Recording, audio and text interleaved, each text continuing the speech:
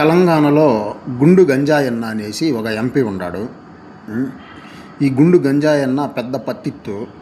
ఈ గుండు గంజాయన్న కొడుకు వాని పేరు గంజాయిరథ్. వీని పని ఏమంటే తెల్లారితో లేస్తే తాగేది, తందనాలు ఆడేది, ఊరి మీద పడి జనాల్ని, అమాయక పిల్లకాయల్ని కొట్టేది, అమాయక ఆడపిల్లకాయల్ని ట్రాప్లో పడేసేది, వాళ్ళని శారీరకంగా వాడుకుండేది, వదిలేసేది. ఇది వీళ్ళు గంజాయి బ్యాచ్ గాళ్ళు. వీళ్ళని సపోర్ట్ చేస్తూ కొంతమంది మన హిందూ పతివ్రత శిరోమణులు సోషల్ మీడియాల్లో మాట్లాడుతూ ఉంటారు. సిగ్గుచేటు, ఇంకన్నా సిగ్గు తెచ్చుకోండి. ఇట్లాంటి వాళ్ళని పాలకులుగా ఎన్నుకున్నందుకు. ఇట్లాంటి అసలు ఏం మాట్లాడాలో నాకైతే అర్థం కావడం లేదు.